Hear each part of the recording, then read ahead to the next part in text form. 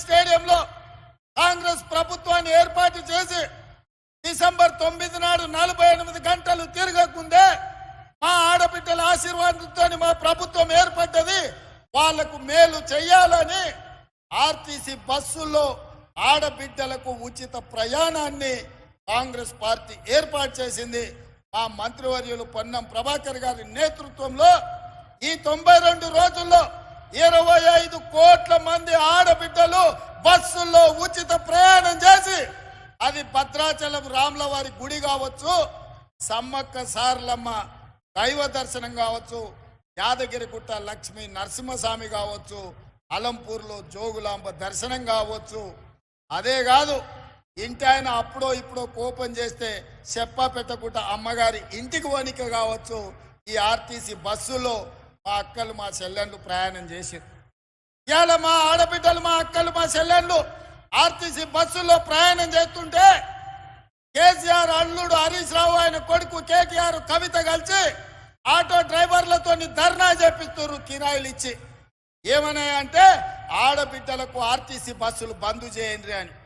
నేను అడగదలుచుకున్నా మా ఆడబిడ్డల్ని, నీకిచ్చే ఆర్టీసీ ఉచిత ప్రయాణం కేసీఆర్ బంద్ చేయాలంటుండు, టీఆర్ఎస్ వాళ్ళు ధర్నా చేస్తుండ్రు, నన్ను ఏం చేయమంటారని చెప్పి నేను మిమ్మల్ని అడగదలుచుకున్నా.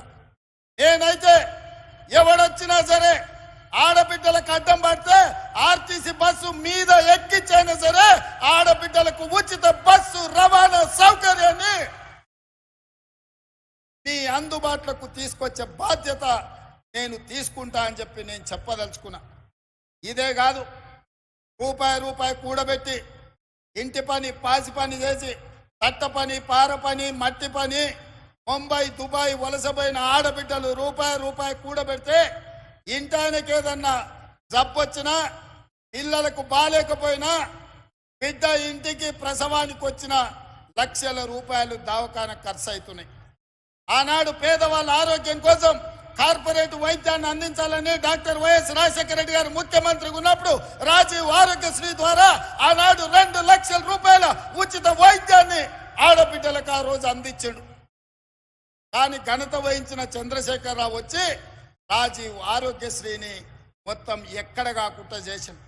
అందుకే ఇందిరమ్మ రాజ్యం వచ్చిన వెంబడే కాంగ్రెస్ ప్రభుత్వం ఏర్పడిన మరుక్షణం పెద్దలు దామోదర్ రాజ నరసింహ గారితో మాట్లాడి పేదవాళ్ళ వైద్యం కోసం అపోలో యశోద ఎక్కడికి పోయినా 10 లక్షల రూపాయలతోని మీకు వైద్యం అందించాలని ఇవాళ కాంగ్రెస్ పార్టీ నిర్ణయం తీసుకొని ప్రతి పేదవాడి ఆరోగ్యానికి మాది భరోసా అని చెప్పి కాంగ్రెస్ పార్టీ ఇవాళ రాజీవ్ ఆరోగ్యశ్రీ పథకాన్ని అమలు చేస్తుంది.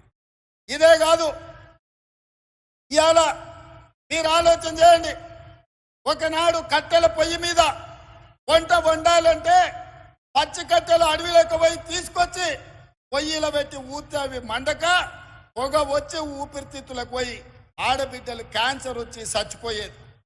పిల్లని ఇయ్యాలంటే ఆలోచన చేసేది, ఎందుకంటే ఈ కట్టెల పొయ్యి మీద మా పిల్లతోని వంట చేపిస్తే మా పిల్ల చచ్చిపోతుంది అని చెప్పి తల్లిదండ్రులు బాధపడుతున్న క్రమం.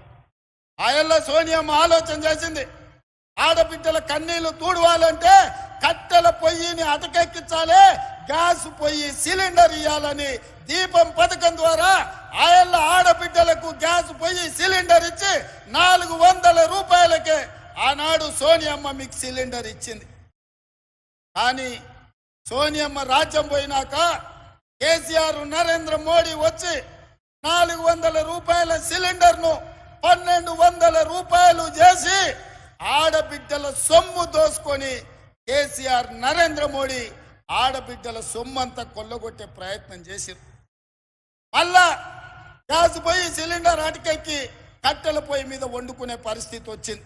అందుకే ఆలోచన చేసి సోనియమ్మ నాకు చెప్పింది, ఆడబిడ్డల కన్నీళ్లు తూడవాలంటే గ్యాస్ పొయ్యి సిలిండరు 500 రూపాయలకే ఇవ్వాలి అని చెప్తే పెద్దలు ఉత్తమ్ కుమార్ రెడ్డి గారితో మాట్లాడి సివిల్ సప్లైస్ అధికారులతో మాట్లాడి ఇవాళ ప్రతి ఆడబిడ్డకు 500 రూపాయలకే సిలిండర్ ఇస్తున్నాము అని అంటే ఇది ఆడబిడ్డల కోసమే ప్రత్యేకంగా తీసుకొచ్చిన పథకం అని చెప్పి నేను ఈ సందర్భంగా తెలియజేయదలుచుకున్నా.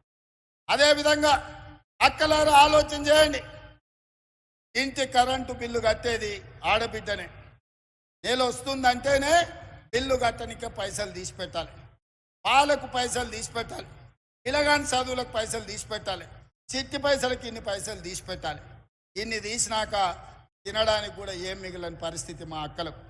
అందుకే మేము పాదయాత్ర చేసినప్పుడు, పట్టిగా ఆదిలాబాద్ నుంచి ఖమ్మం నడిచినప్పుడు, నేను వివిధ నియోజకవర్గాలలో పాదయాత్ర చేస్తున్నప్పుడు పేదవాళ్ళు వచ్చి అడిగినారు, అన్నా భూమి ఉన్నోళ్లకు ఉచిత కరెంట్ ఇస్తున్నావు, భూమి లేని పేదోళ్లకు మాకేమిస్తావని. మా ఇంటి కరెంటు బిల్లు కట్టలేకపోతున్నాం అన్నారు.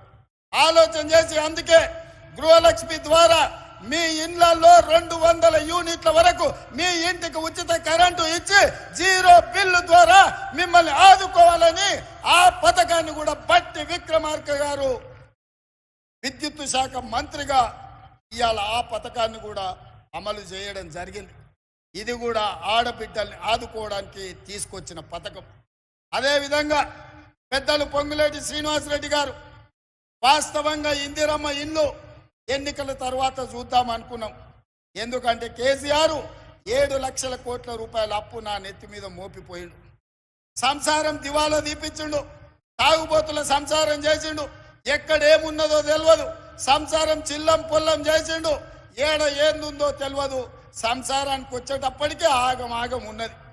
ఇప్పట్లో ఏమి చేయలేననుకున్నా, కానీ అన్ని చక్కదిద్ది చిక్కుములిప్పి ఒకటి తర్వాత ఒకటి పరిష్కరించుకుంటూ నీకు ఆర్టీసీ బస్సు ఉచితంగా ప్రయాణం, రాజీవ్ ఆరోగ్యశ్రీ 500 రూపాయలకే సిలిండర్, 200 యూనిట్ల ఉచిత విద్యుత్ ఇవ్వడమే కాకుండా మిత్రుడు పొంగులేటి శ్రీనివాసరెడ్డి గారు పట్టుబట్టి ఎన్నికల కంటే ముందే వాళ్లకు ఇందిరమ్మ ఇల్లు ఇవ్వాలి, నేనే కార్యక్రమాన్ని పెడతా అని చెప్పి భద్రాచలంలో రామచంద్రుడు ఆశీర్వాదంతో మనం మొన్ననే ఇవాళ ఇందిరమ్మ ఇల్లు ప్రతి పేదవాడికి ఇందిరమ్మ ఇల్లు ఇవ్వడం ద్వారా 5 లక్షల రూపాయలు ఇచ్చి మీరు ఇల్లు కట్టుకునేటట్టు, మీరు ఆత్మ గౌరవంతో బ్రతికేటట్టు, మీ కుటుంబ గౌరవాన్ని మీరు నిలబెట్టుకునేటట్టు ఇవాళ 4.5 లక్షల ఇల్లు 22,500 కోట్లతోటి ఇవాళ ఒక గొప్ప కార్యక్రమాన్ని తీసుకొని పేదవాళ్లకు ఇండ్లు ఇవ్వాలన్న పథకం తీసుకున్నాం.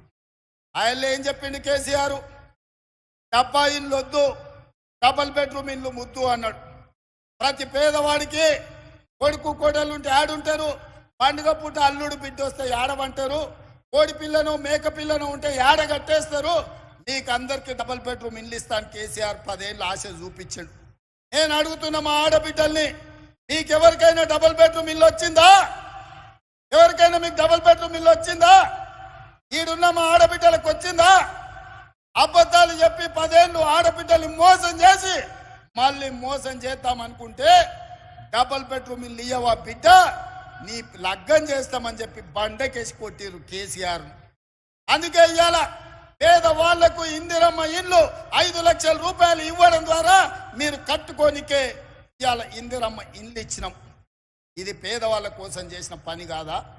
అదేవిధంగా ఇవాళ మా పెద్దలు బట్టి విక్రమార్క గారు ఆనాడు మహాలక్ష్మి గ్రూపులను లక్షాధికారులను చేస్తాం ఆడబిడ్డలను అన్నారు. వైఎస్ రాజశేఖర రెడ్డి గారు ఉన్నప్పుడు ఇవాళ మా మిత్రుల సహకారంతో ఇంత ఉందే పెద్దలు చిన్నారెడ్డి గారు చెప్పారు 63 లక్షల సంఘం సభ్యులు ఉన్నారు.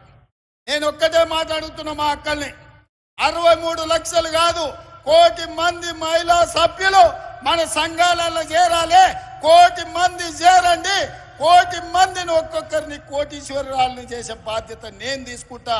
1 కోటి మందిని కోటీశ్వరులను చేస్తే తెలంగాణ బంగారు తెలంగాణ అవుతుంది, తెలంగాణ అభివృద్ధి చెందిన తెలంగాణ అవుతుంది, తెలంగాణ ధనిక తెలంగాణ అవుతుంది. ప్రతి ఆడబిడ్డ కోటీశ్వరాలు అయినప్పుడు పిల్లల్ని డాక్టర్లు, లాయర్లు, ఐఏఎస్లు, ఐపీఎస్లుగా చదివిపించుకుంటారు, ఆత్మ గౌరవంతో కుటుంబాన్ని నడిపిస్తారు. అదే ఇంటి ఆయన చేతుల నగదు ఉంటే సాయంత్రం తీసుకొని పోయి బెల్ట్ షాపులు ఇస్తాడు. అవునా? అదే కదక్క. అందుకే మా ఆడబిడ్డల్ని కోటీశ్వరులను చేయాలన్న ఆలోచనతోటి ఈరోజు మా అధికారులను, మా శాంతాకుమారి గారిని, చీఫ్ సెక్రటరీ గారిని, మా సందీప్ సుల్తానియాని, అదేవిధంగా అనిత రామచంద్రన్ గారిని, మా సీతక్కను, మా సురేఖక్కను అందరికీ నేను చెప్పిన, ఏది ఏమైనా పరేడ్ గ్రౌండ్ లో 1,00,000 మంది ఆడబిడ్డలతో సమావేశాన్ని ఏర్పాటు చేయండి అని 48 గంటల ముందల చెప్తే 48 గంటల్లో 1,00,000 మంది ఆడబిడ్డలు పరేడ్ గ్రౌండ్ లో కదం దొక్కి మహిళా శక్తిని ఇవాళ నిరూపించారు. మీ మీద నాకు సంపూర్ణమైన విశ్వాసం నమ్మకం కలిగింది. మీరు అనుకుంటే సాధించలేనిది ఏమీ లేదు. ఇవాళ నేను మీ స్టాళ్ళు చూసినా, మీ నైపుణ్యం చూసినా, మీ కష్టం చూసినా, మీ మార్కెటింగ్ చూసినా, మీ ఆడబిడ్డలందరితోని సంఘాలతోని సభ్యులతో నేను మాట్లాడినా.